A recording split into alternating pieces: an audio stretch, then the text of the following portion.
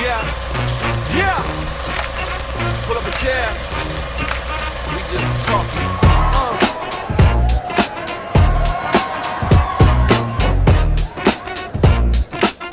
Yeah. We just chewing the fat, kicking it back. Cap Q, Gregory, DT on the track. If you wanna laugh, if you wanna react, hit play, lean in. We just chewing the fat. Hot takes, headlines, dumb group chat, big world talk. All right, howdy, folks. Welcome to the show, Chewing the Fat podcast show. Show where we talk about everything and nothing, big topics, little topics, heavy ones, light ones, and per usual, I got my co-host, BB, not just Dave Who. Yo. Or BB, no, just Dave Who. And then we got a special guest. How you say his name? Nixter 1015. How's it going? And next to me is Just Kate. Just Oh, Kate. it's just Kate. Just Kate. Hello. Gregory is doing his 2 weeks out of the year. He's serving. So he'll be on not next week, the week after. He'll be back on. So tonight's show is I added that little warning in the intro because this is a hot topic, or it's a testy topic because people are getting shadow banned for it. And you know what? Because of the language or because of the content, because are we even free? Like, we had a show about the illusion of choice. I think there's a little bit of an illusion of freedom or what we can do, our choices. And so we just go into that. You know what there's a few companies that are big players, if not the biggest, at BlackRock, Palantir. There's another company that's flying on the radar we'll talk about called Anduril Industries, which is pretty interesting stuff. So how are you guys doing tonight? Pretty good. Ready? Yeah, pretty good. Yeah. Good. BB, no, just Dave Who. I like it. So right off the rip, this is I made a post on Facebook on the Chewing the Fat podcast show and about this, that the militaries, like parts of the military, are going to integrate into each other intelligent apparatus. Yeah, defense intelligence. Yes. Well, Israel and the United States. So I got it up here. It's the 2027 NDAA, Section 224, which the NDAA is National Defense Authorization Act. Yep, that's So what this is a push. That's the bill they're trying to talk about. But this is something that was buried in the whole thing. Yes. This is why it's getting a lot of controversy right now. Yes. So it's the push to integration is outlined. Let's just skip the key elements. Proposal include expansive tech collaboration. While the two countries already work closely on missile defense, the bill would expand coordination to include artificial intelligence, which this is, remember this when we talk about Anduril, that they're together in artificial intelligence, quantum computing, autonomous systems, directed energy, biotechnology, and cybersecurity. Well, the one thing that it should say somewhere in here, but if it doesn't, basically they're integrating so that instead of us giving them funding every year, this is us supplying aid to them through our power. Yeah. And apparatuses that are attached to that. Not so much like armed forces, brother to brother, I'm standing arm in arm with you, but just through the leverages that you just mentioned, which obviously are growing industries. Oh, hell yeah. Miss you too, bro. Gregory said, miss you guys. Thank you for tuning in, that's maybe this is what your loss of oversight and transparency. Critics, including former State Department officials and analysts from the Quincy Institute, warn that the shift will strip away diplomatic and political oversight, moving the relationship from visible annual congressional aid note into an opaque machinery of defense acquisition, minimizing public accountability. Like, that's exactly what you're saying, Dave. Yep. Is that they'll be able to do whatever they want to do and not have to be accountable for it. Well, you wanted a So- reason. You wanted a reason why we're supplying them aid every year, and so now, because what looks like we're in bed with is becoming that actual truth, which is stated right there in that act. I feel like this somehow ties into like the rise of data centers and how that's starting to be in companies. And For sure. It's all tied together, because when we get into the companies, this is like the congressional part of it. When we get into the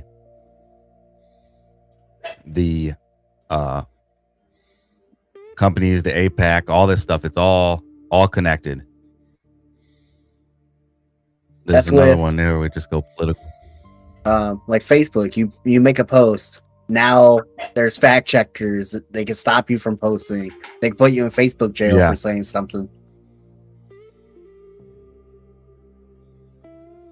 And then this is with more of the irreversible entanglement.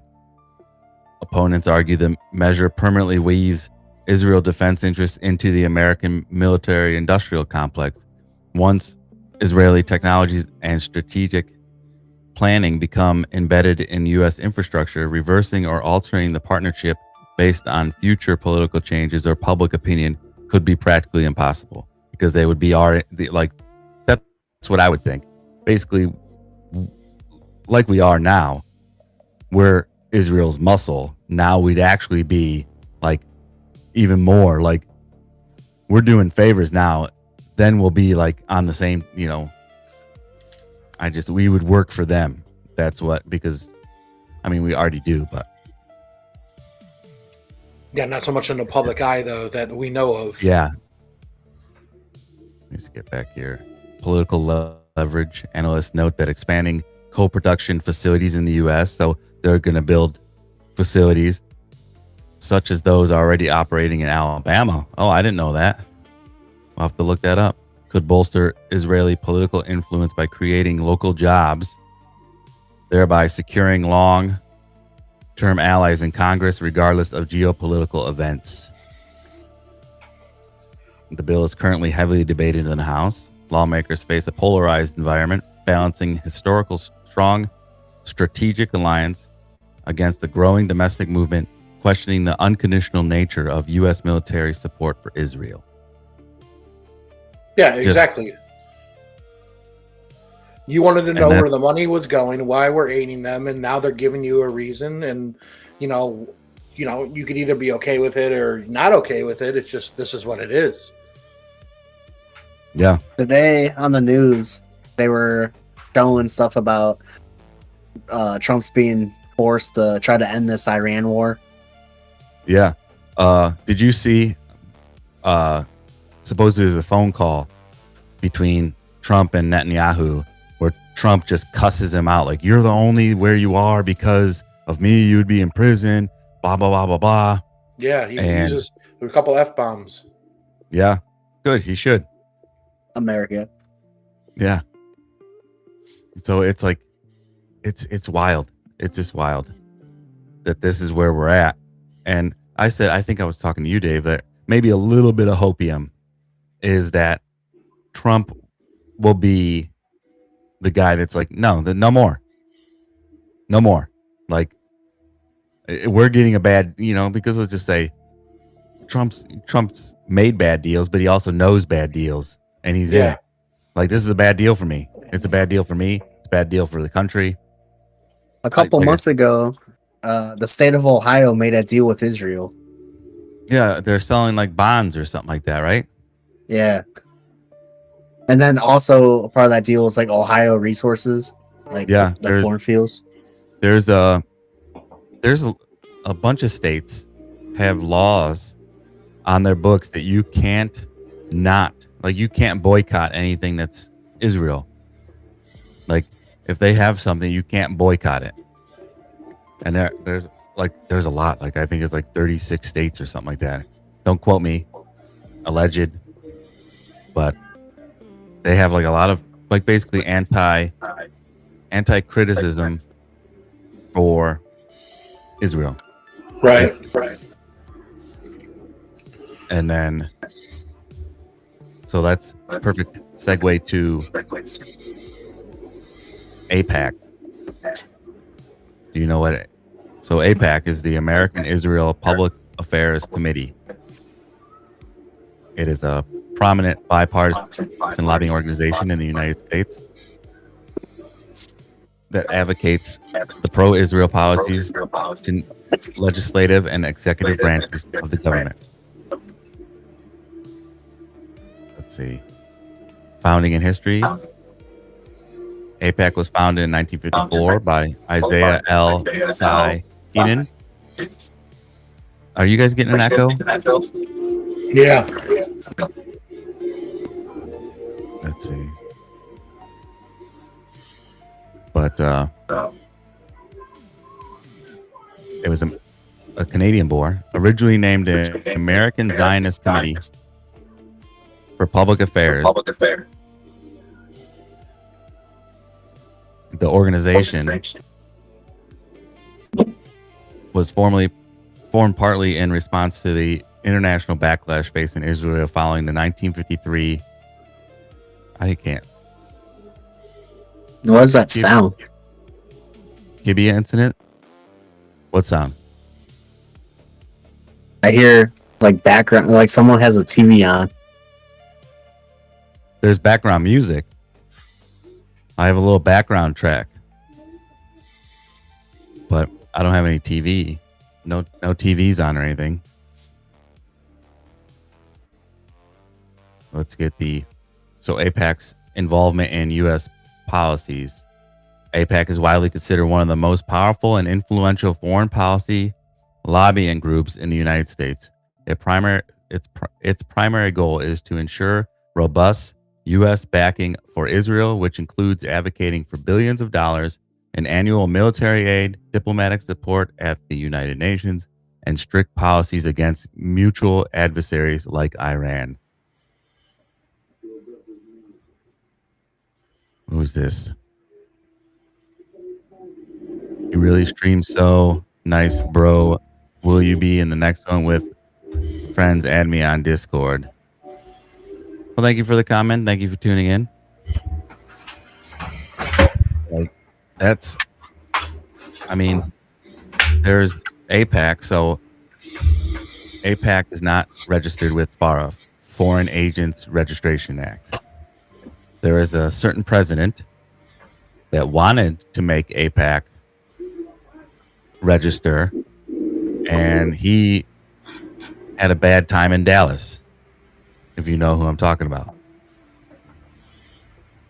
So, yes, sir. And you can look this up. JFK was fighting, wanted to register AIPAC as a foreign agent, and we all know what happened to him, allegedly. But there's motives. There's so much. Like, we'll get the full which supposedly and allegedly there's a bunch of that's not released or has been redacted. That the country Israel was redacted out of it. There's a lot of stuff in it. We'll get the Titanic files before we get the Epstein files or the JFK files. That's a thing too. That's like, there's a lot of conspiracy theories saying that Israel owns the United States of America. We're just puppets to them. Yeah, I mean I have some figures here with the AIPAC that something like 82% of Congress, both the House and Senate, has received money from AIPAC in their career. That's wild. 100%. 100%. Let's see if there's anything else we want to read about. Funding in Congress. Because AIPAC only began directly contributing to campaigns via its own PAC in late 2020, historical tracking of its financial footprint relies on data from the last few election cycles. Based on the Federal Elections Commission, data and analysis by campaign finance watchdogs like Open Secrets and various media outlets. Yeah, here we go. Direct AIPAC funding, 22 election cycle, its first election cycle. AIPAC directly contributed to campaigns of 342 members of Congress. Because Congress has 535 members, 435 in the House, 100 in the Senate. This means only 64% of Congress receive direct financial support from AIPAC's PAC. 2024 election. Following the November 2024 elections, AIPAC publicly stated that at least 318 of the candidates endorsed and backed financially won their seats in Congress. So out of 342, 318 got their seat. Mm-hmm. Like, that's even more. The broader pro-Israel lobby. When looking beyond AIPAC to the broader network of pro-Israel donors and affiliated PACs, the financial footprint is even wider. A January 2024 analysis of campaign finance data by The Guardian found that out of the 535 sitting members of Congress at the time, all but 33 had received some form of financial contribution from pro-Israel donors or PAC during their previous election, equating to nearly 94% of Congress. Wow.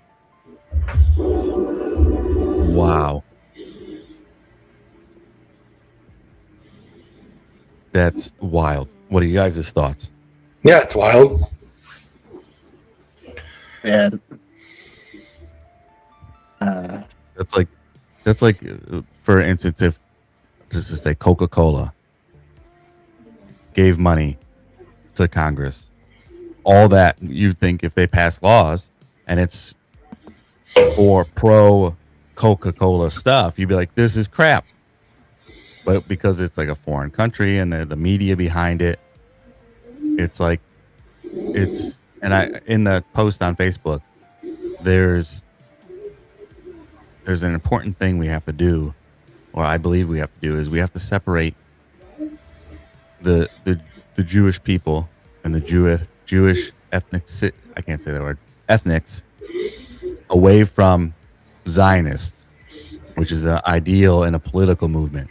But what happens is they've entangled them so much that they can't, if you say anything against anything anti-Zionist, they label you anti-Semitic, which is not the case.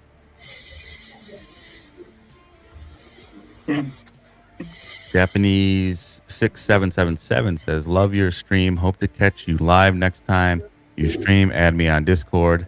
We are live right now. And thank you for the comment. Yeah, we are live. I like to do live shows because real life isn't live. Or real life is live. You can't edit it. It's there. You know what's happening is happening. What's taking place. What's happening? What's happening? It's right now. What's up? Let's go now. Since we're going to AIPAC in Israel. Now, just to be clear, when you're running for Congress or any form of political office, it is not illegal to form a PAC to drum up campaigns. You just cannot have your own funding your campaign. So keep that in mind too, that when you're like looking into this stuff, if you want to break it down, you should probably look at what is a PAC and why that is important for anybody who's running for any political office, higher than like your city that you're in, your municipality, but from like your governor to your mayor, all the way to the president. Oh, well, mayor to the governor to the president.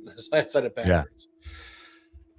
But if you look at that stuff, yeah, that's PACs are their thing. That's how they get funding for their campaign. So they try to make it so that this would be, I guess, widely accepted. Yeah. I don't understand that, but well, there's maybe there's something we're missing that we don't know because they don't let to cue us in on everything. Why this is the way the world is. I don't know. It's certainly for their benefit, not the common people. Teddy Roosevelt, he's the one that wrote. He was good. If I was going to run for president right now, I'd run from his 1912 campaign, like corporations accountable, like decent working, all this stuff he campaigning for, and he made it. He passed the law that PACs can't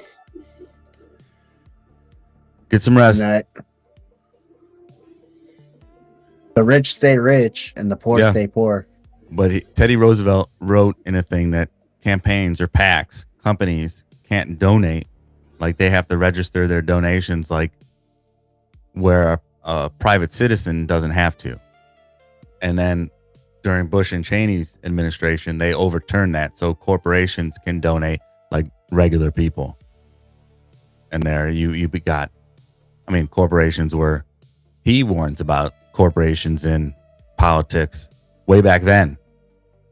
And so it's been corrupt like that for a long time. So now, and this, I don't know anything about this guy because I've just started paying attention, 26 years, before that, I didn't care. And I've never heard this guy's name. So this is Benjamin Netanyahu, which is the prime minister. This is a little bio, little factoids on him. So Benjamin Bibi Netanyahu is Israel's longest serving prime minister. His first role to prominence as a staunch security hawk in the shadow of the Oslo peace process during 1990s. His path to leadership included a significant background in special operations and diplomacy. Military service, he served in the elite Sayeret Matkal Special Forces Unit of the Israeli Defense Forces, IDF, from 67 to 73, taking part in numerous cross-border raids and the Yom Kippur War.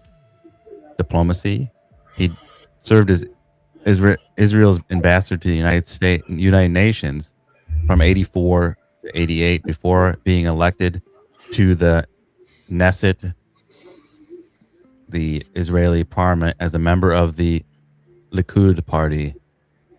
Likud leadership, he became the leader of the Likud party in 1993, a position he held for the majority of the time since. Terms in office. You guys, anything? Do you have to say anything about Bibi or anything about his? At least he served. At least he served in the military. Yeah, I guess. Which is his. Depending on what exactly his role was. Yeah. He was special operations, I guess, or security hawk. It seems a little weird that he was elected 3 separate times to be like in power, and he's currently in power. Yeah. Netanyahu has held office of prime minister 3 separate times, which they must now have like rules and regulations like we do that you only can serve X amount of times. First term, 96 to 99, elected directly by popular vote in 96, becoming the youngest person to serve as Israel's prime minister. The second stint, his longest continuous period in power, cementing his role as dominant force in Israeli politics. That was 09 to 21. And from 22 to present, following a brief period in the opposition, he returned to power in December 2022. He remains the incumbent prime minister as of June 2026. Bloop. Bloop. Between his terms, he has also held significant ministerial roles, including Minister of Finance and Minister of Foreign Affairs, where he championed substantial economic reforms. How old is he? How old? Let's see. I'll He's guess up there. 56. No, he's up there. He's older than 56. I'm going to go with 73. 72. He is 76. Oh, well, hey, we're all under, so. I was about to say 76. 82. How old was he when he took his first term? Because it said he was the youngest person to ever do it. So what, that was 91? Or 96? 96. 96. So that's what, 20 years? He was born, yeah, so he's 76 now. Yeah, so 20 years ago was 56. So at 56, he was the youngest, is what it says? That's crazy. Yeah. No, it's 96 is 30 20 years. Yeah. 20 years. Yeah, that's what I thought. Kate knows math. Why did she ain't mathing with us?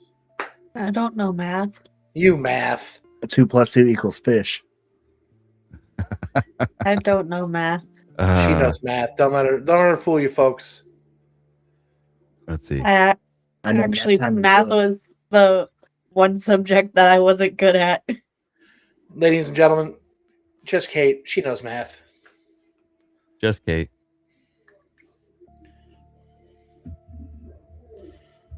He was 47. Damn it, I was close. He was 47. All right. Let's go back. Let's get to his entanglements. And Nick, what you're hearing, I'm guessing you can imagine, where it's coming from. Either behind you or above you. It's above. Oh, my. So the relationship between Israel and the United States has historically been very close, characterized by strong economic, strategic, and military alliances. Under Netanyahu's leadership, this dynamic has been both deeply cooperative and occasionally strained. Like right now. It's strained right now. In 2024, amid the ongoing conflicts, this aid soared to its highest levels in decades. The U.S. has provided over $16 billion in direct aid since the late 2023. Hell I wonder yeah. what else we could do with $16 billion. Hell yeah. A whole lot. Here, world hunger. Right? Why do that though? Why help the world? That's not helping the country. Right? You're not thinking right. That's not American. Why not fund stuff for women's health? Yeah. Well, there you go. I can champion that, but then we can also put in a little bipartisan sect in there to where we can use some of that funding to go to, something else, because that's what these people do. We'll use this and label it as good, but then the underlining big thing that's the real troubling stuff of that 16 billion is really going to something that's more evil and demonic that we want to like hide in our closet and have a body of skeletons in there. Like, I don't understand, where that went. Like, it's like when you look at journalism and people who go out there and they want to find out the truth and the facts, they put their nose to their feet to the ground. They go out there and they get the real news. And it's like, now you can't report the real news. It has to be said one way. Put your nose to the ground, dirtbag. Yeah, but did you? Yeah. You got it right. Put their nose to the ground because they're a bloodhound. They're searching it out. They're on the case. They used to be that way.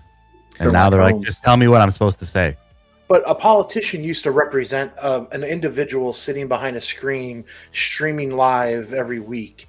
Used to represent one of you, one of me, one of her. Yeah. And you would sit there and be like, this guy believes in how I believe, and this is why I vote, and this is why we do what we do. And then somewhere when we were young or not even just on the planet yet, just being thought of, something changed. And I don't know where in that time period that happened, but when those powers changed to this is what we're going to do, it's like you could tell that we concave and convex both these parties. They're similar, they're the same, they're the same body. Yeah. They push out the main topics to get us all herding around talking about what we should do, what our rights are and what are not. And the big ones are the abortion and health care. And we use this in every political form that we can to drum up response so that you guys will go out there and vote and do your part, which you should do.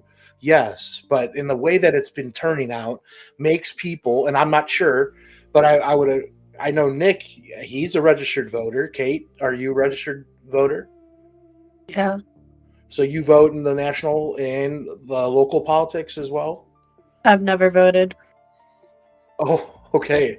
So there wasn't something of interest for her enough to go vote, apparently, is what I would allude to. This last round of voting was the first round that I was able to. Gotcha. Okay. Yeah, you are younger. I keep forgetting how young you are.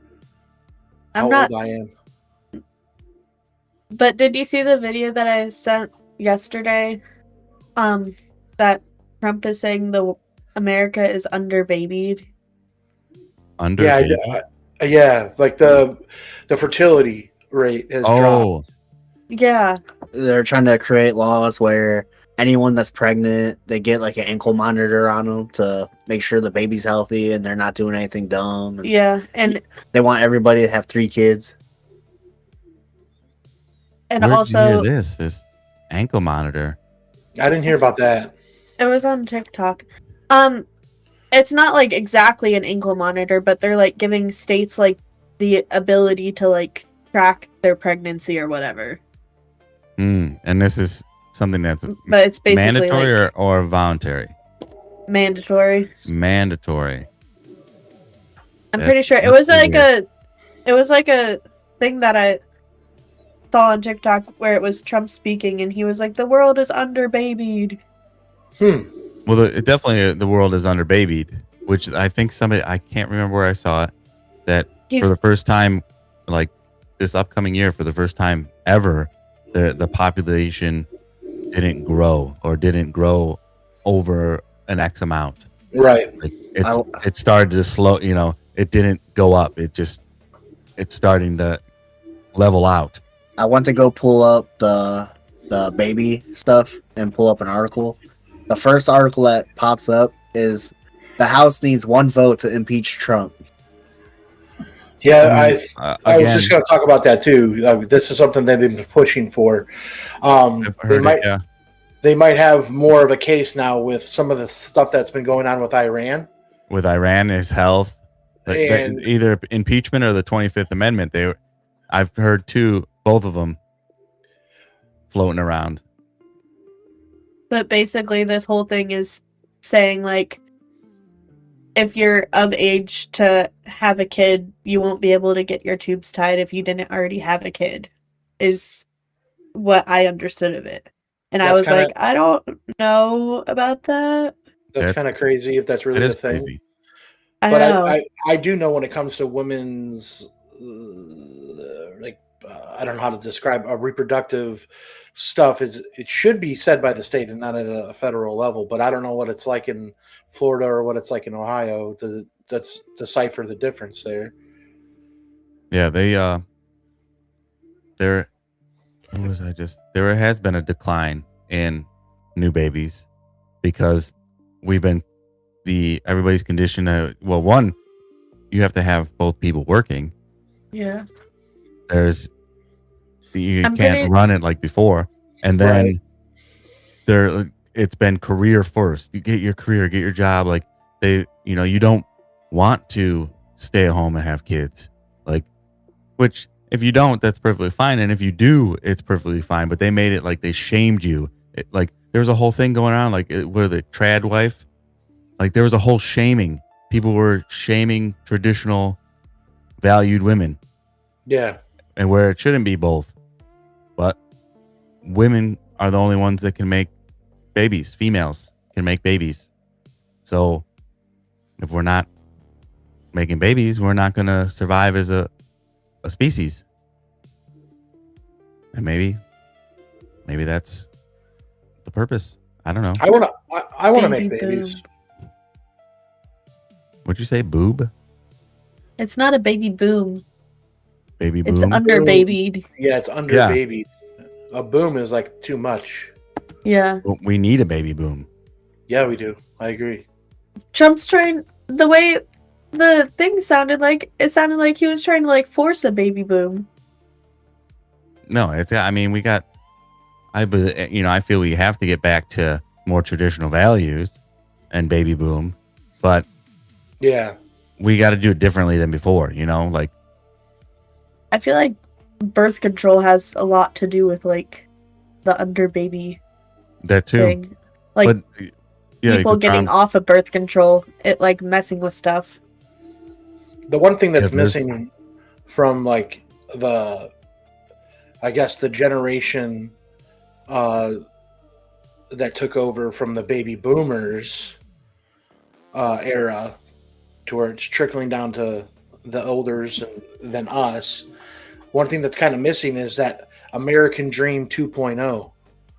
Now that the scope of the land has changed and there's different things now that are at our aid and at our service and at our behest, what does that scale look like? And I don't think anybody has an idea or the plan or this is what you do. You go back on those 1950, 1960 values and try to implement them now and nothing's working. The housing market isn't an affordable rate where you can sit here, have a 2-person income and, support your house, your family, your dog, your maybe a neighbor if someone's hurting, because that's what we cared about back then. So that's the kind of thing is like, well, what is that thing? What's the roadmap? What's that new American staple? This is what you come here for. This is why we're here. This is why we were born here. This is how we thrive. No one comes out and talks like that. They talk about your rights and what you are invalued to and what you're indoctrined to, so no one comes out with this plan of like, this is what we need to get back on. And no one powers that. No one comes out with a pact and backs that guy. Yeah. Those are like dreams. We'll never get someone that stands up like that. And if we do, he's a grassroots independent person who never gets to see office. I think, I think 2028 may be the year of the independent, or at least the biggest independent since Ross Perot or Teddy Roosevelt. You just read numbers. 94% of those seating people in the last 2 years were backed by a foreign pact to get their seat. You're telling me that we're going to have a change to have somebody sit in the office that represents that pact? Maybe of they won't. No, I don't think people? That's I don't crazy. think they'll sit in office. I don't think they'll sit in office. But I think maybe we'll have a run for that. We'll see the biggest independent jump in the independent scene. Okay, I could see that. And you know what I think is going to happen? This is spitballing off of what you're saying. So I think what's going to happen is, because you're saying, well, who's going to promote the traditional values, to promote a baby boom, like not force it on you, but like almost like Inception, make it like it's your idea.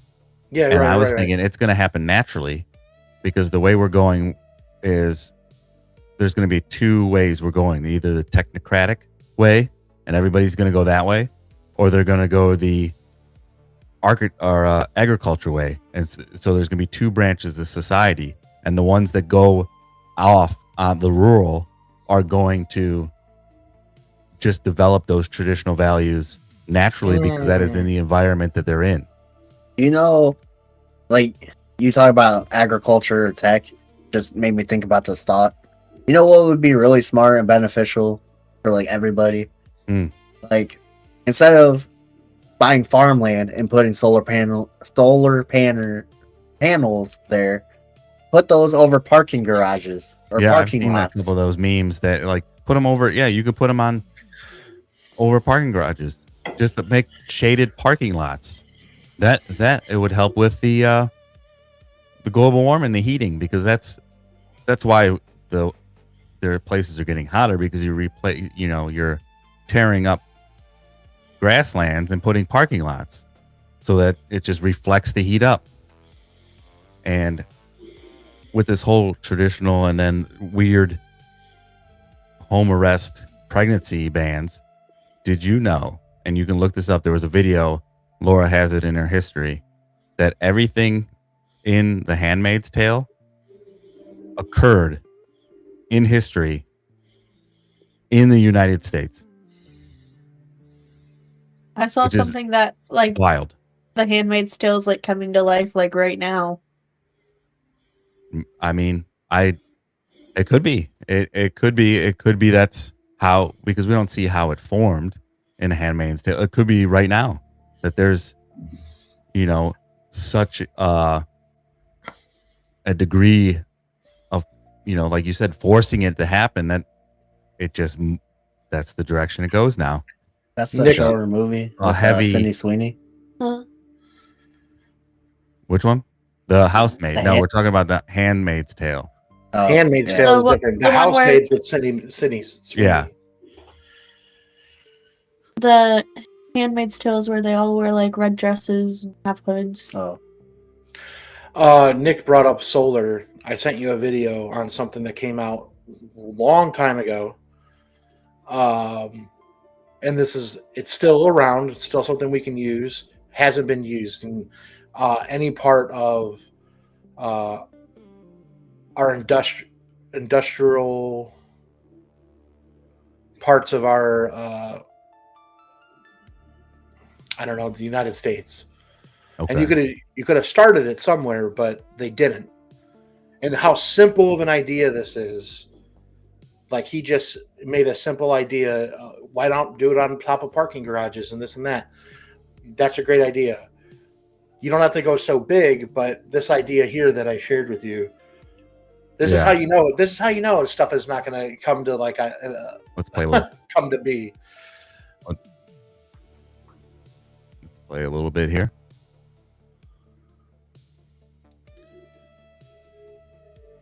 Can't hear it. No? Oh, okay. I'll have to play it. I have to, because the way I have it set up, I'm sharing my whole screen, and you can't share audio, so I'd have to open. Let me do it again. Hold on. So we'll go. What am I doing? I don't even know what I'm doing. There we go. What am I doing? Now I don't know what I'm doing. Is this the right one? Let's see. Yeah. All right. Ready? What are they? Got They're it now? solar freaking robots. Yep. Yes. What do they want from me? Well, they're solar freaking roadways. Okay, so actually this time, what is it? It's technology that replaces all roadways, parking lots, sidewalks, driveways, tarmacs, bike paths, and outdoor recreation surfaces with solar panels. And not just lifeless, boring solar panels, smart, microprocessing, interlocking, hexagonal solar units. No more useless asphalt and concrete just sitting there baking in the sun, needing to be repaved and filling with potholes that ruin your axle alignment on your sweet ride, bro. These are intelligent solar panels. Replace a panel at a time if damaged or malfunctioning. They're covered with a new tempered glass material that has been designed and tested to meet all impact, load, and traction requirements. Oh, and did I mention that they're also solar panels? They generate electricity, they generate capital, they pay for themselves, and they keep paying more because we're not gonna run out of sun for like 15 billion years. That lowers the cost of energy, unlike those bills in the mail that keep going up, and it's clean energy. Everyone can theoretically drive an electric car with no pollution and a minimal carbon footprint. Can you imagine how good our cities would smell? How much help? Yeah, that's super interesting. Watch that whole I mean, video. that could It'll happen. blow your mind. Yeah, it could, but that video is 13 years old, and solar panels have been around Oh, wow. for a long time, and has nothing. They tried to get it approved. That exact person tried to get it approved. Those panels that he built, all that stuff, he's going about it legally. Oh, that's trying his. Wow. When you look into all that, the hexagonal panel is what he's talking about, not these ones that you see that are really long horizontal panels. Yeah. For the roadways, Big. Yeah. for impact and durability and all that. was tested. But when you see like an idea like that and it's too good to be true, we all know the threshold statement, it's too good to be true. It's not going to happen. Why? Well, I think because Why? in 2026, I think we have all the technology that we can have free, renewable energy. But then what do these elites do? Right, exactly. How are they going to make money? How are they going to keep us under control? How are they going to stay on the top? Right, Because we'll be like, listen, we got free energy. We don't need you. Fuck off. right. We can govern ourselves. That's the whole thing, self-governing. But they won't make any money. It's profits over people. That's why. Well, We for know. sure. And it all comes down to like you have one big idea to share with millions of people that it would benefit from to help them save money in any type of way. We can even go as far as gardening, saving rain barrels. Cities now want to charge you for your barrel for having That's like collecting rainwater. a couple years ago, someone figured out how to make a car run off of water, and that guy disappeared. Yeah. He was suicided or disappeared. There's a few people that have made stuff and then never seen again. But yeah, I remember the water car guy. Then there was like, I can't remember if there was a father-son that made something and they both went missing. Like a water car or something a solar car or like a kinetic There was one engine Hmm. so that Where- the wheels turn, it charges the battery and never Runs out of power. never runs out ever. I seen I think one where a guy I think I know what took you're talking about. like grease oil, like reused oil, and then he put that and made a car out of it. Out Wow. of the reused, he used a car out of used oil. Like corn oil, vegetable oil, anything that you used, he turned it into a way to run a car off of it. Oh, Wow. It's we could completely have renewable free energy. I mean, that's like we can go way back to Tesla. He had things where you're drawing energy from the earth. The earth is doing its thing. You can tap into it and do stuff with it. And he died in like a hotel room, and all his papers were seized and never seen again. Circling back to the water engine or the water brand, Toyota a couple months ago just announced that they're working on a water engine. So now it's okay. Because Now- now they can make money. They can make money. They'll make money. They'll make the water engine, so you don't have to buy fuel anymore. But then they'll have shitty parts, so you have to replace parts. They'll be expensive, and you only could go to them. And or you have then to buy like a specialty water, like certain additives in the water. it's got to be a certain pH level. That's like newer trucks now. You have to buy DEF, like a special fluid. Oh, or really? your car, newer trucks. If you don't have this fluid, it won't run. Yeah, that's how they do it. They just Isn't DEF basically like purified water though? I have no idea. Look it up, Nixter. What do you got? What's Yeah, it's basically distilled water. interesting? Distilled water. And that guy still walking the earth? Whoever made that, or it's Oh yeah, it's sold everywhere now. Every newer truck. Needs it. That's at gas stations. Some gas stations have like a special pump just for Blue DEF. Blue DEF, huh? Diesel exhaust fluid.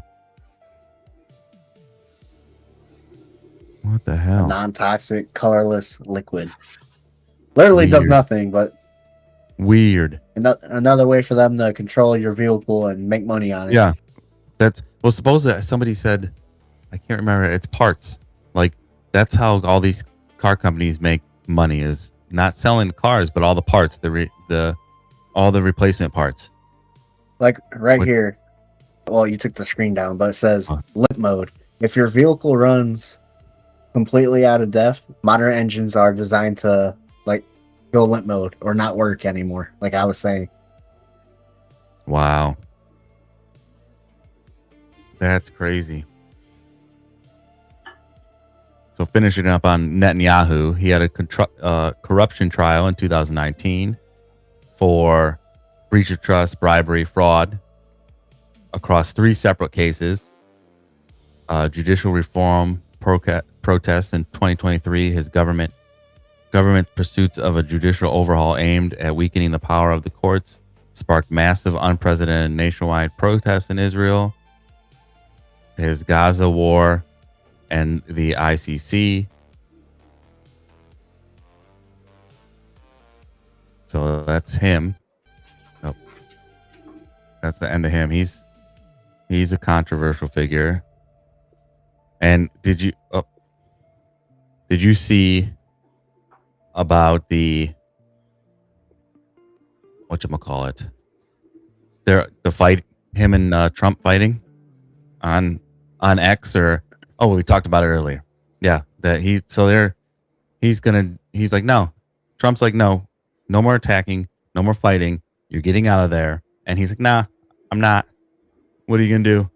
Like, and I guess he's got 92% of the cards, Right. allegedly. Bomb him.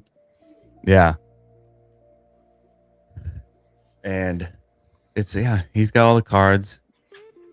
This is the company BlackRock is reason why all this stuff isn't gonna happen, why we can't be living in the Jetsons, because of BlackRock. We need to do what we did with Venezuela. Go in there, take the president for like war crimes, and then put somebody in power that we could trust. I mean, that's the Nuremberg trials did that. They knew who these war criminals were.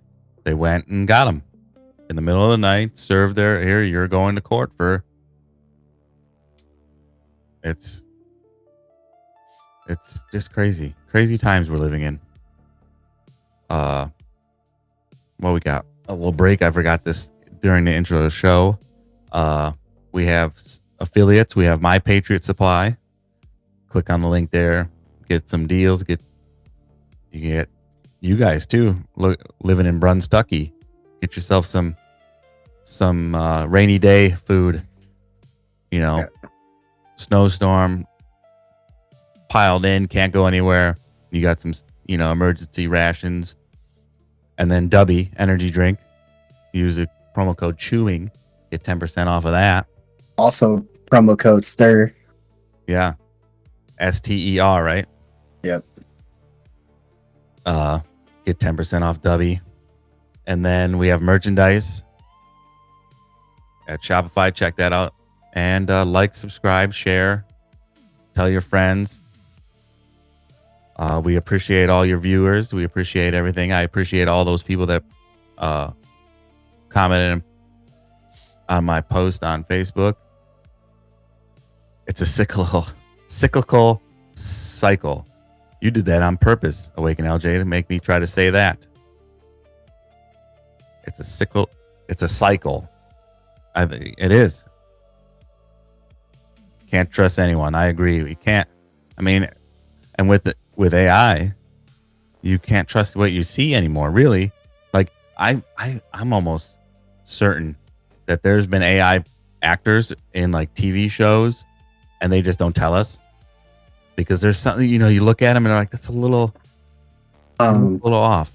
There was a movie that just came out or something, and the actor passed away during the filming. They finished it with AI, and everyone was mad that they put this actor in the movie to finish it with it was AI. in one of the Star Wars movies, General Tarkin, which was Peter Cushing, I think. That he was AI, and they did it with Carrie Fisher too in a couple scenes. And that whatever film, the last Skywalker, whatever one, they did that too, I believe. See, everyone's getting mad about like using AI. Oh, you finished this guy with AI. What's the difference between AI and CGI? Because when Paul Walker passed away, they put his brother in, but edited and like CGI'd, AI'd his face over his brother's face. I guess the difference is that somebody's doing that. Is they're making the CGI, so they have to do that, and they are doing the work, which is probably, and then AI just makes it. Which I use AI. I mean, it's. I was talking to somebody, or I was commenting on Facebook. The train is out. The train is left the station. There's no going backwards. It's just we have to an AI with technology. Like I said, we could be a completely. You don't have to do nothing. Like you go to work to do your job, but you don't have utilities. You wouldn't have rent, or you wouldn't have any utilities. There's like two paths people could go down. Embrace AI, use it to benefit your job or what you're trying to build as a hobby, or totally be against it and be left in the dust. I use that Yeah. to You left behind. ask what song the kids are talking about. Like the argument, I can understand when people get mad if you're just using AI for dumb memes or not using it in a way to grow in some way, shape, or form. If you're just using it to be dumb, I can understand you being mad a little bit about it. What about dumb people using it? Is that okay? Yes. Because it's dumb, using it for dumb reasons. What if you're dumb and trying to use it for smart reasons? That's what it's intended for. Well, then that goes back into if you're using it to benefit yourself in some way. I'm just being facetious. Wake and LJ, it's been going on for centuries. Civilizations rise and then they fall. Not much we can do. Pray, have faith. There is a place much better for us all, and this is temporary. It is. Seek first the kingdom of heaven, and everything will be brought to you. But they, oh my. I think Laura just got home. Mia is going crazy. Speaking of Rome and civilizations fall, the barbarians are at the gate, according to Mia. So everybody watch out. Who let the dogs out? I know she's very vicious. Very vicious. BlackRock. Very bad. Very bad. Very huge. Very evil. Very nice. BlackRock. Have you guys know who BlackRock is or what BlackRock is? I keep thinking of Red Rocks. Yeah. Every time you say Black Rock. Yeah, Red Rocks. That's a dream concert destination. But BlackRock was founded in '88 by 8 partners, most notably Larry Fink, who is also he remains the CEO, but he's also on the interim president of the World Economic Forum. And then so BlackRock was founded by Larry Fink, initially started under the umbrella of private equity firm Blackstone Group, and was originally called Blackstone Financial Management. By '94, Fink and Blackstone CEO Steven Schwarzman had an internal dispute over equity and compensation, leading BlackRock to spin off into its own independent entity. The company went public in 1999 and grew potentially through a series of massive acquisitions, including taking over Merrill Lynch's investment management division in 2006 and Barclays Global Investors in 2009. So what does BlackRock do? Let's see. AI will be used in a way to control us. Ultimately, it will surpass human understanding, and we will have to integrate with it to even understand or survive. Yeah, there's definitely some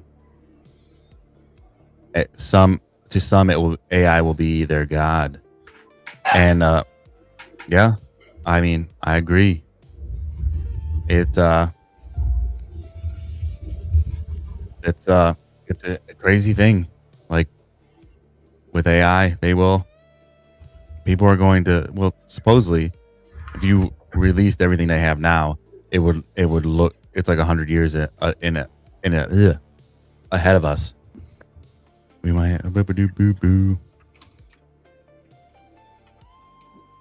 but yeah, AI is it's like a double-edged sword, really. We just have to be very careful of what we do with it and what they do, more importantly what they do it. But it's a dangerous tool, which supposedly I heard, and it may be in one of these pages here, that BlackRock was originally like a programmer, like an AI, and they program it just to go make money. And I think, and it's wild.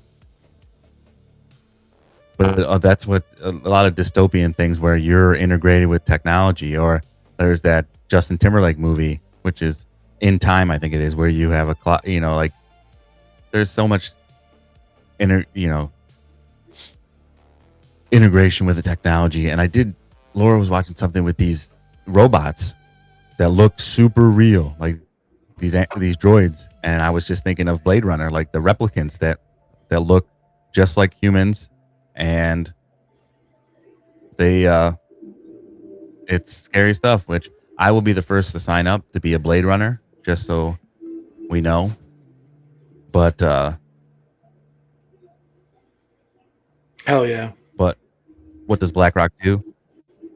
At its core, BlackRock is a multinational investment management firm. It takes money from clients ranging from individual retail investors to massive state pension funds, university endowments, and sovereign wealth funds, and invests it to generate a return. Its core operations are split into two main pillars: asset management, iShares active funds, and Aladdin, asset, liability, and debt derivative investment network. This is BlackRock's proprietary risk management software.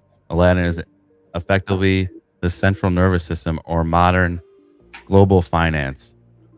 Banks, insurance companies, and rival asset managers pay BlackRock to use Aladdin to manage their own portfolios, meaning the software monitors risk for tens of trillions of dollars globally.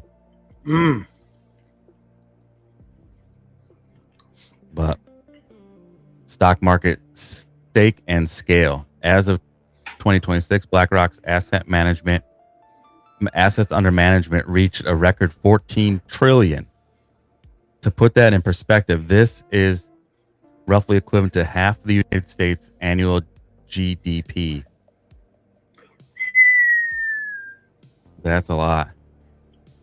Because BlackRock is, I know, right? I don't have the rocket one. Because BlackRock is the largest provider of passive index funds, which automatically buys shares of every company in a given index, like the S&P 500. The firm is usually one of the top 3 shareholders in almost every major publicly traded corporation in the United States. Wow. Yeah.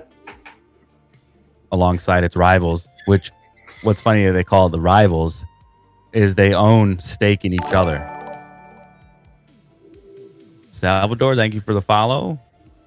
Vanguard and State Street, it's like a conglomerate. Yeah. They all own stakes own a little bit of each other. Every one of them. Yeah. Here's a crucial distinction. BlackRock does not own this money or these companies outright. The capital belongs to their clients, like a teacher's pension fund. However, BlackRock historically controls the voting power of all of those shares, giving them immense influence over corporate boardrooms, executive pay, and corporate policy. But BlackRock is deeply entangled in U.S. politics, leveraging a sophisticated bipartisan strategy to protect its business model. Lobbying PACs, we know about those. BlackRock spends millions annually lobbying Congress and federal agents. They also operate Political Action Committee, PAC, that donates heavily to both Democrat and Republicans. Their strategy is to back incumbent and members of key financial committees, regardless of party affiliation, to ensure they always have a seat at the table. And then government contracts and ties. BlackRock acts as a highly integrated financial partner to the U.S. government.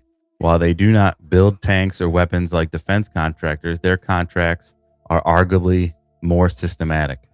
The Federal Reserve fixer. During the 2008 financial crisis, the U.S. government hired BlackRock Financial Markets Advisory Division to manage and wind down the toxic assets of Bear Stearns and AIG. During the 2020 COVID-19 market crash, the Federal Reserve again hired BlackRock without a competitive bidding process to manage its massive emergency bond buying program. Conflict of interest criticism.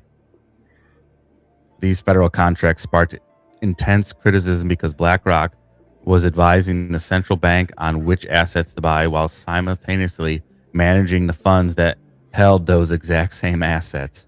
My goodness. My goodness. Essentially making them both a referee and a large player. Nothing wrong there. Yeah. No. Nothing wrong there. That's okay. Yeah. Hey, buy these, but they're also mine. Yeah. So buy, but I'm not going to tell you, hey, you should really buy these. It's a good decision. But they're Just also give mine. me money. Yes. We don't even have to. I won't even give you the shares. Just give me money. Yeah. I'll keep them. So it's crypto. Well, Just No, it's like stocks and probably bonds. in crypto. It's Stocks and bonds. It's more stocks and bonds and like what the economy is running on. Like the S&P 500 is like all those corporate 500 companies that turn in a profit.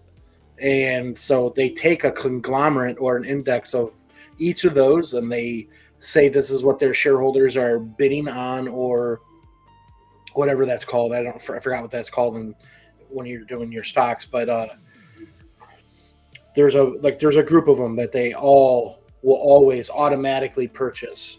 So like the company will never go under. So if they're losing and they're going down, the company will back it. But also they can also predict when it does go down by taking that money and putting it somewhere else, and then they let it fail so that the most people that don't know how to manage their money miss the opportunities.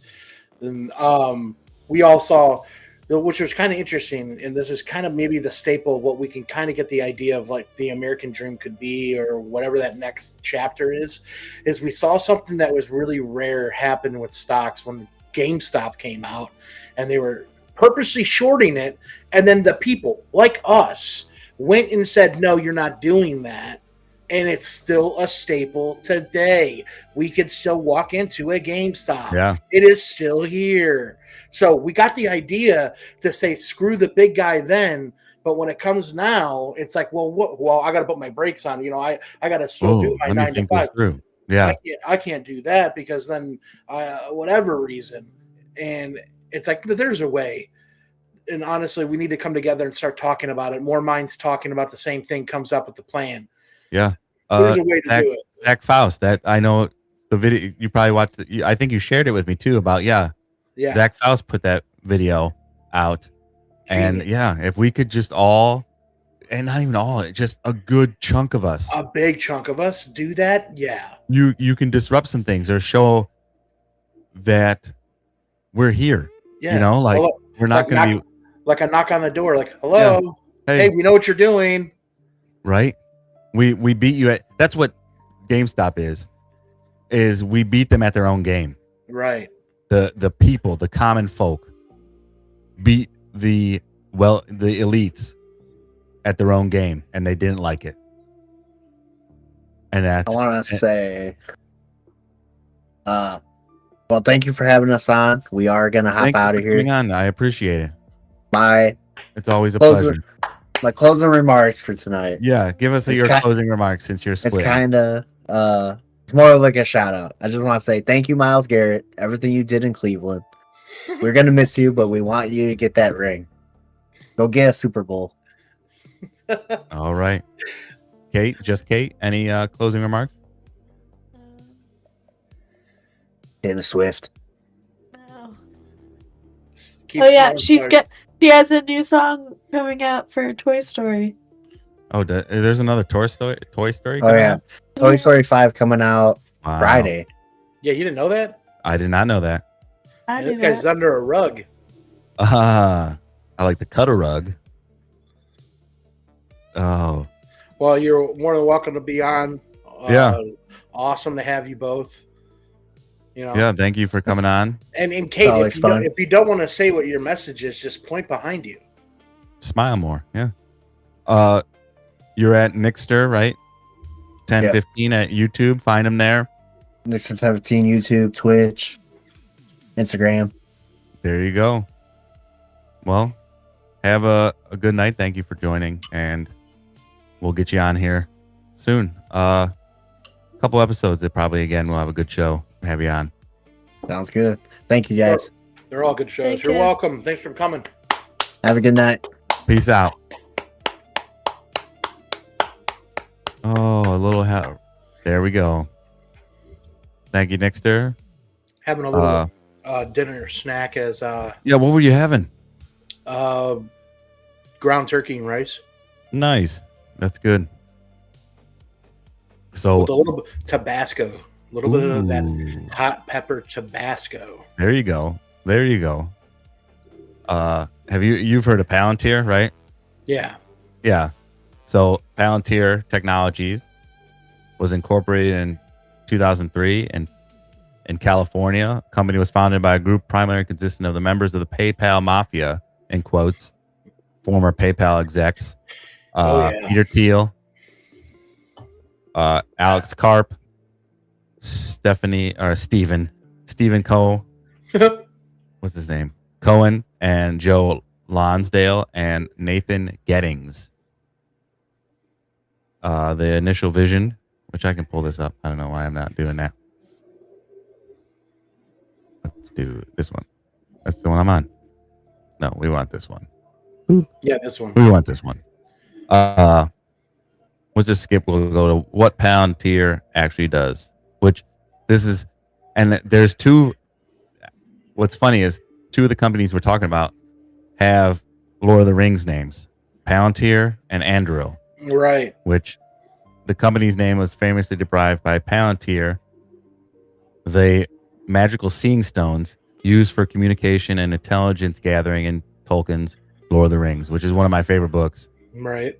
or favorite series books, depending which one you buy. What have you? So, yeah. And I wonder if the other document will see it. Anduril gets his name from Lord of the Rings, the sword. I'll read this next But part. okay, go ahead. For years, Palantir was viewed as one of Silicon Valley's most secretive tech companies. It doesn't sell consumer products or gather user data to sell ads. Instead, Palantir builds massive, scalable data integration and analytics platforms. They specialize in taking messy, unstructured data from dozens of different systems, emails, financial records, geospatial data, sensor logs, and weave it into a single ontology, a unified data model. This allows organizations to search, visualize, analyze their data to make operational decisions. Palantir currently operates 4 main software platforms. So when they're talking about that scalable data, the one of them that has been around and they use it now for like mapping is that geospatial data. You see that more now with like that LiDAR mapping where they're taking aerial shots of ground and they can actually detect how old the land is underneath it, how it formed, and all that stuff now. Wow. Which it is really that stuff's pretty cool. They were able to supposedly, I don't know if this is true, but supposedly able to find where actually Noah's Ark is, like in I've seen the land. images of that because of that camera, or that technology. Correct. Which, that's mind blowing if that's really like. It is very cool. And they also did the And pyramids and able to find all that stuff underneath it still that we haven't even been into. There's a chamber. Well, there's a chamber under the third temple. Yep. That they can't get to, and or the temple now, not the third temple, but the temple there now, and then which the Noah's Ark is exactly where it said it was in the Bible, or the alleged one that they say, oh look, it's the length, it looks like it is exactly where they said it would be in the Ararat Mountains. I think that's what it's, and that's where it's at in Turkey. We which is it is cool stuff, man. That like it's all what's for, how it's used. Is it in good hands? Like, and you can make great discoveries about who we are and where we come from. So in what form? So in what form is Palantir using that technology, and what's the use for them? For sure. Because I do know that there's certain type of minerals that keep certain things that we have like going that cost a lot of money. So I guess getting a general idea of like the source underneath the ground you're stepping on before you start digging, this is kind of important if it's a consumer-based product. I know batteries are hard to, that lithium, and then there's, what is the other one that they for those for the all electric vehicles, they use special batteries that power it so they can hold a charge for a little bit longer. Whatever that source is too, I can imagine that that's something that is what they're using. And I actually, I hope that's what they're using it for. There's, who knows? Yeah. I mean, it's wild. Who knows? It's some of the stuff we'll never know. We'll never, ever know. 200 years from now, if it's anything like this where we're living now, they still won't have the answers to some things. I guarantee probably, was there, the grassy knoll, that never know. But Palantir Gotham, which is like what you're reading, is 4 of their main softwares, Palantir's. And this is this seems like it seems like it's in the wrong hands. But a lot of times these companies start and they're like, yeah, we're gonna watch the bad guys, and then it expands to, well, we're gonna watch the almost bad guys, and then we're just gonna watch everybody. And that's Palantir Gotham. Right. Their original product launched in 2008, specifically for governments, defense, and intelligence agencies. It specialized in entity resolution, link analysis, and tracking bad actors. It is heavily used for counterinsurgency, military planning, and law enforcement investigations. So that's bad actors, tracking, quote unquote bad actors. Launched in 2015, Foundry is their enterprise platform geared towards the commercial sector. While Gotham is focused on investigations, Foundry is optimized for massive business operation, supply chain management, manufacturing, and enterprise analytics. It is used by major corporations like Airbus, BP, and Ferrari. Apollo is the underlying continuous delivery and deployment platform, the infrastructure that allows Palantir to deploy and manage Gotham and Foundry across disparate environments, including public clouds, on-premises servers, classified government networks, or even air-gapped or edge devices like military vehicles. Whoa. Interesting. Palantir AIP, artificial intelligence platform, launched in 2023. AIP is Palantir's integration of large language models, LLMs, and generative AI into their existing data fabric. AIP allows users to interface with their secure enterprise data using AI agents and chat interfaces while maintaining the strict access controls and audibility required by defense and corporate clients. Wow. Wow. Jeez Louise. Well, that's what it's all going to be AI agents. That's who, like, probably some people you talk to now on the phone are AI agents. Hey, And they're that's not true. Not, but yeah, people there, you call, it's an AI agent. People calling you, not AI agent. So unless it's, save 15, Percent or what more. is it? Yeah, 15% more on insurance. Let's see, we got government contracts and U.S. policies. Palantir is deeply intertwined with the U.S. government, defense apparatus, and political landscape, which I don't think any company, private, this is a private, or it may be like a public, I think you may be able to trade for it, should not be intertwined with our government. Like, that's just my opinion. In its early days, Silicon Valley venture capitalists were skeptical of a company relying on slow government procedure. However, a $2 million investment procurement. However, a $2 million investment in 2005 from In-Q-Tel, the venture capital arm of the CIA, gave Palantir the credibility and security clearances needed to thrive. Interesting. 2005 is an interesting year too. There was somebody that I think that was pretty massive back then. That was, I guess, was an alleged whistleblower that went into hiding. Oh, yes. So it's kind of funny that was the year that they're saying there, and it's an actual arm of the CIA that they were using.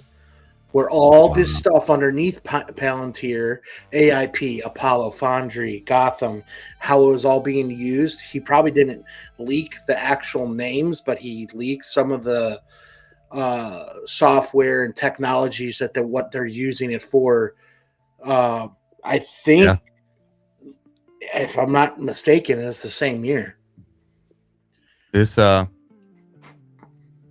person that you're talking, well, I mean, you're talking about Snowden, right? Yeah.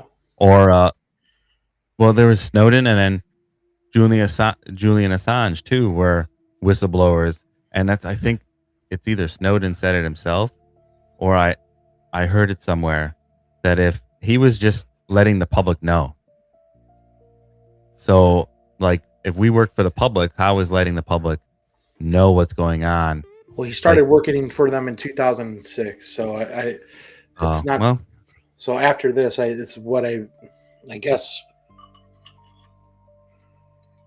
But yeah, he's like, if you're working for the public and you're trying to shut me up, who do you work for? It's not the public then, right? But Palantir relies heavily on government contracts, though its commercial revenue is growing rapidly. Defense and intelligence. Gotham became an early standard at the Department of Defense and the FBI. Palantir's software has been used to assist platoons in Afghanistan and is integrated into broader U.S. military logistics and targeting operations. And then we have civil agencies. Their software is used widely across civilian government. For example, it was used by the CDC for tracking COVID-19 vaccine distribution, by the Recovery Accountability and Transparency Board to detect fraud. And it's utilized by the FAA and the Department of Housing Urban Development.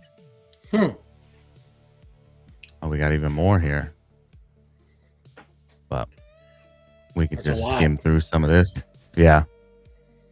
We'll skip the Peter Thiel. He's been in the limelight lately because he's talking with all these people, government, and then he's boogieing to Argentina. He's leaving the country. So he's like, come here, set up all this stuff for the country, and he's leaving the country. Smart guy. Yeah. But this is ICE and immigration. One of Palantir's most controversial contracts was with the U.S. Immigration and Customs Enforcement, ICE. Their software was used to aggregate data and track undocumented immigrants, leading to widespread protests from human rights activists and even walkouts from some Palantir's own employees. Which, here's where we were talking that, ICE tracking immigrants, and the current administration, Trump's like, yeah, that's good, but you can pick and choose who you're tracking now. Oh, well, it's immigrants is the hot thing now. Well, what if it's Democrats? Now we're going to track all Democrats. What if we're going to track all Republicans?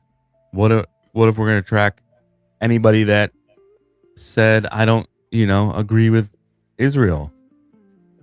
You could pick and choose whoever you want to track, which group. Right. And then you have the CIA, you have the FBI that has labeled angry parents as terrorists, as to be watched. So they can pick and choose who the enemy is. And, I've seen enough dystopian movies that soon we're the enemy group. Anybody that disagrees with the party is the enemy group.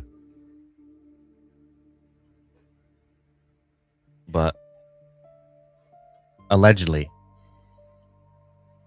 Yeah. But and now this is the last company, and this is the one that's falling under the radar, I think, is Anduril. So, like I said in the beginning slide, with autonomous things and robots, Anduril develops autonomous systems for the military, utilizing artificial intelligence, machine learning, and sensor function or fusion. Instead of waiting for the Pentagon to request a specific product, a process that often takes 15 years from requirement to deployment, Anduril privately funds its own R&D, builds off-the-shelf products, and sells them directly to our government. Their core product isn't actually a drone, it's an operating system called Lattice. This is Lattice OS is an AI-powered command and control software platform. It acts as the central nervous system, pulling in data from thousands of disparate sensors, radar, cameras, RF signals, and fusing it into a single real-time 3D operating picture.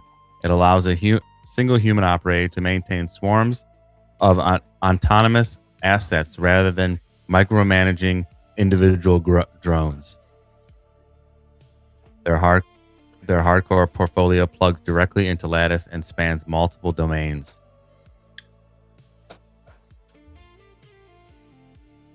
There's some. Anvil is the autonomous interceptor quad chopper that uses computer vision to ram and destroy hostile drones. Altius and Bolt, familied for fixed wing and man-packed packable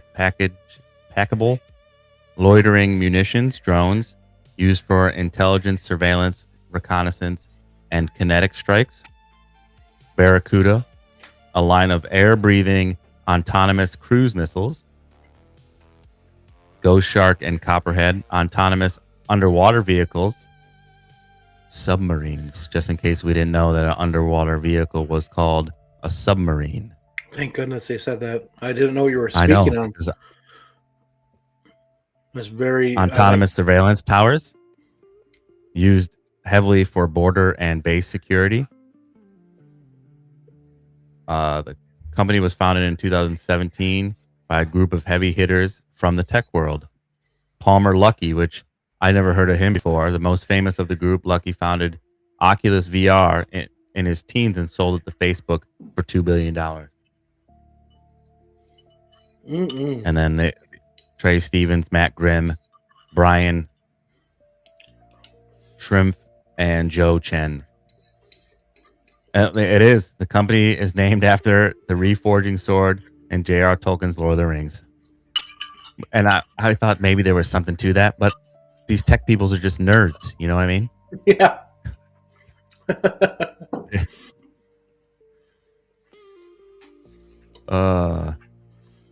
Government contracts, the Department of Defense, Customs Border Protection, Allied Nations, Microsoft AR takeover. The Microsoft continued production of the HoloLens, Yeah. the augmented reality headset project for the military known as IVAS. Anduril stepped in to take over the massive $22 billion contract. I think that's what Greg Gorey was talking about. Okay. Remember? Yeah. I think so, yeah. They're Yeah, like about the the training helmets. headsets. Yeah.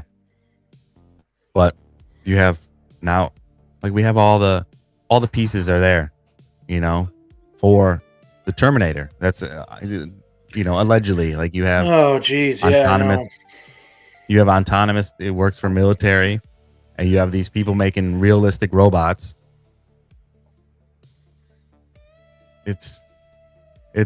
And all these people are connected. They're all interconnected with our government, the elites, all of it. And nobody knows. And because I just heard of Palmer Luckey, a coworker told me about him. I have no idea who that is. And they're like, look into him. And he's making autonomous. I mean, have we seen iRobot? You know what I mean? Right. And we have AI. So you have all this stuff connected. This is my opinion, how I believe. You have all this stuff connected. You have the tech companies that run AI. You have autonomous military equipment, robots or whatever. Then you have a whole group that are tracking people, and you can decide who they want to track. So all they have to do is tell these autonomous military equipment that these people are a threat, and they just go, because and that's, I think even Elon Musk was saying something like about that. Like, he says some weird stuff that the army will be, you'll have just robot soldiers here soon. Like, Yeah, I can see that. Yeah. I have to send you that video, or I'll have Laura look it up, where these robots were like super realistic looking. And I think I've seen the video. I know what you're talking about. like they have it, but they just have like the head and like the arms, and their torso is all robotic, like a rib cage, but it's all, cyberpunk. But they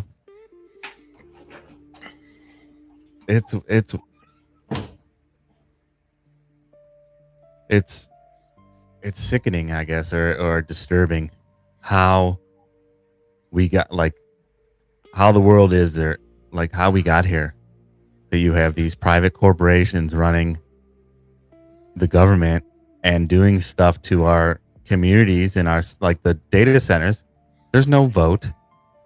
Like, they're just doing it. But, like, I think I read one place that the whole councilman, let me hide that. The city council, they voted everybody out, or whatever the county that it's in, they voted everybody out. The next election cycle, they voted for the data center, and then everyone out. They voted them out. But that's just one place. But, like, there's another one I saw that the people stood up and protested it and went to the county meetings, and they just did it anyway. Yeah. So, I think that's the unfortunate part about it. what do we do then? Like, what do we, that's like one of the, even as a person, as an individual, one of the biggest depressing things is when you feel like you're not heard. So what about a people?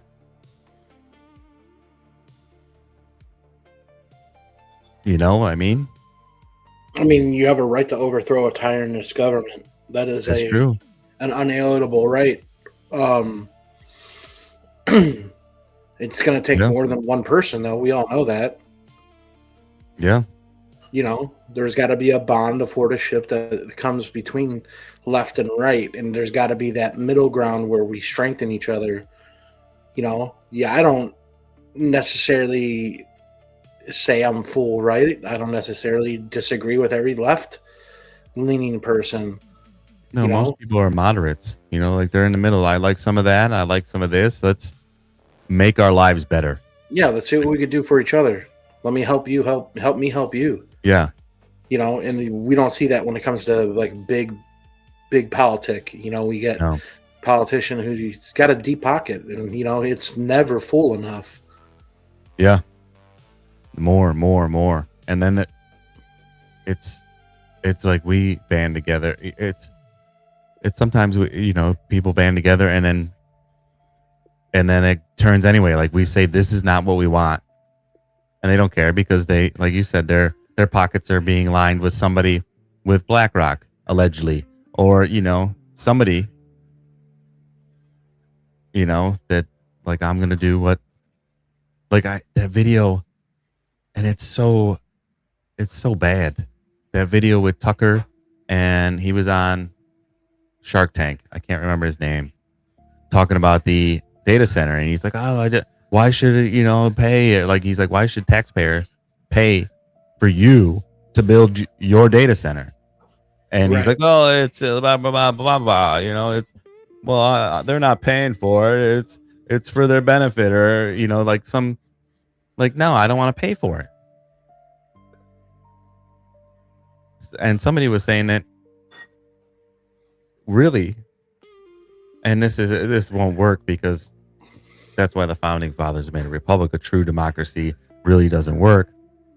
But like, we should have a vote anytime that any money is spent, and we could do this at a state level or a city level. We should have a vote on it. Is that if there's any X amount of money being spent over this amount, the people have a vote. Yes, I think that's something we should spend it on. No, we don't.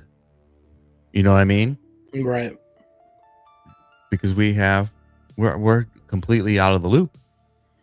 We're not even involved where we should be involved. It has economic and environmental ramifications to our area. So it's hard.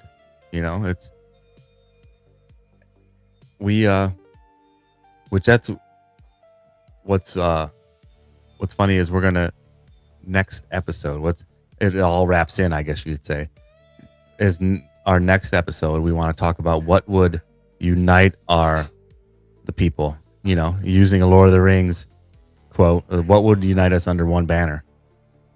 Like, because we've got the Epstein files and what they allegedly show, and nobody's doing that. Nobody did anything. There's nobody's walking the streets. Which I said what would get us to walk out on the streets? Like not violent, just like a MLK walking the streets like that, arm in arm. Like, we're done. What event? How are we gonna get there? Are we gonna get there? And that's next week's show, and I'm excited for that one too. So Dave, hit us with your closing remarks.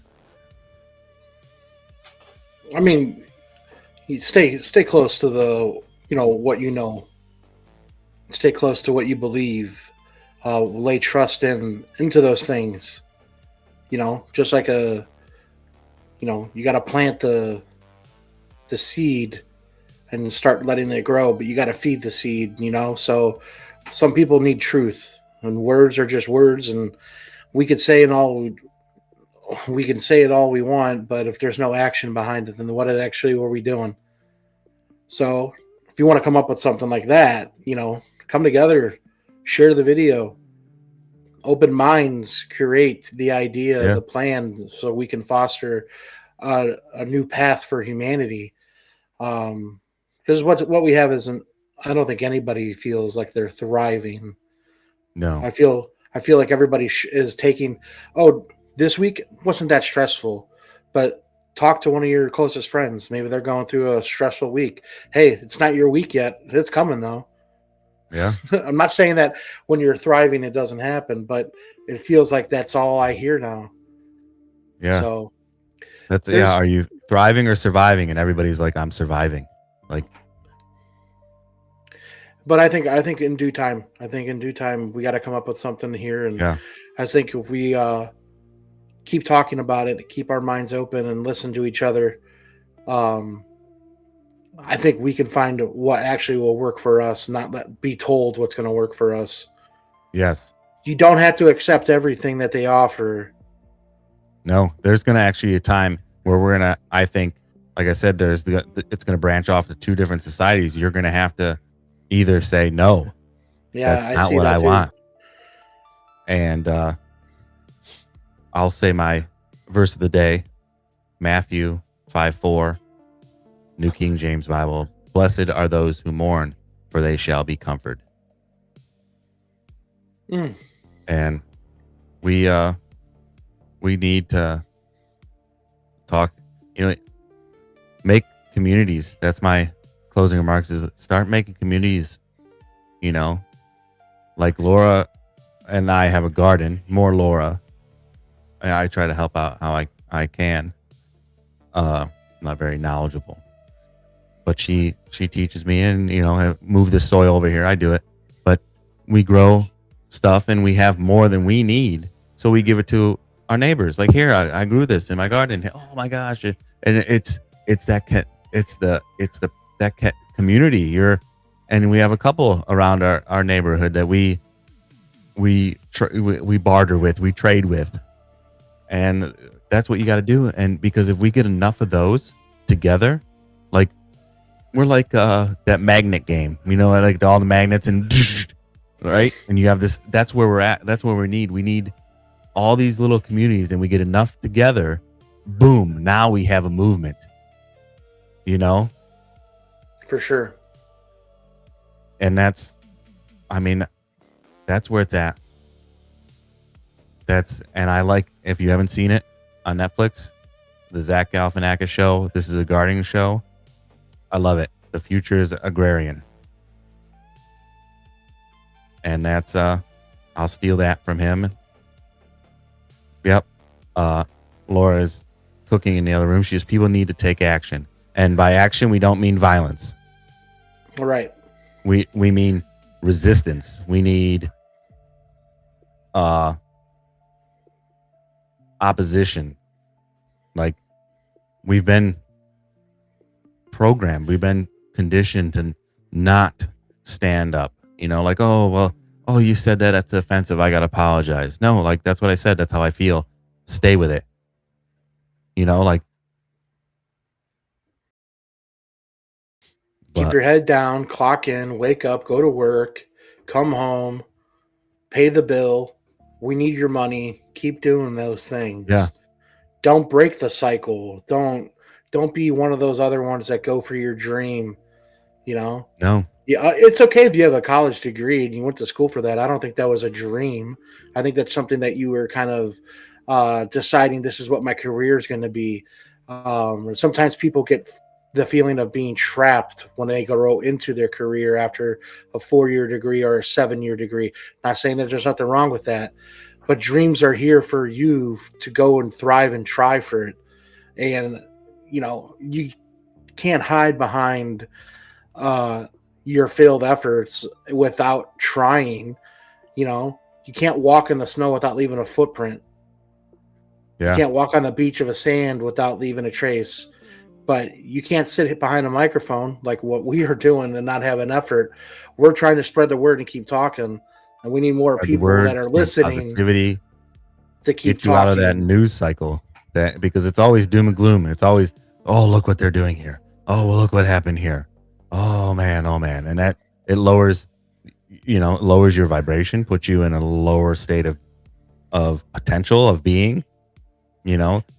I that's one of my favorite like memes is people believe in Bluetooth, Wi-Fi, CT scans, all this stuff, but when you say you have energy and it can be affected, oh, woo woo, you know. Ooh, you woo woo, you know, like, no, we do, and they know how to manipulate it for sure. So that's what, you know, we're here to spread positivity, some information maybe you don't know, some laughs. You know, we like to have you on. We like, you know, thank you for where the hell to go now? Thank you for joining. Thank you for watching. Thank you for commenting on all the stuff on Facebook. Thank you for all the reactions on Facebook. It blew my mind. I didn't even think of it. But yeah, turn that bell on all, because other users, and I'm small fish here, but they've been shadow banning people for talking candidly about things. So make sure you turn the notification to all. Similar things that we talked about. Yeah, they were talking about similar stuff, and I don't like to say, you know, I don't say the code words, you know, because I believe in language. Language is words. Words are power.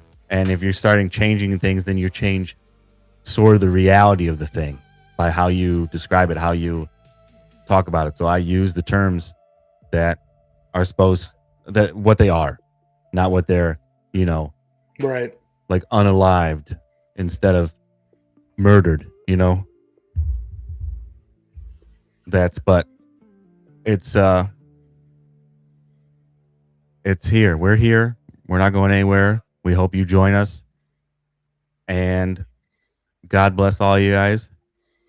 And I hope to see you on the next one. Thanks, guys. Well, then you won't, then you rattle. Now go. I'm going to say it to you. These three little words, and they mean that we are through. Farewell, so long, goodbye. Farewell, so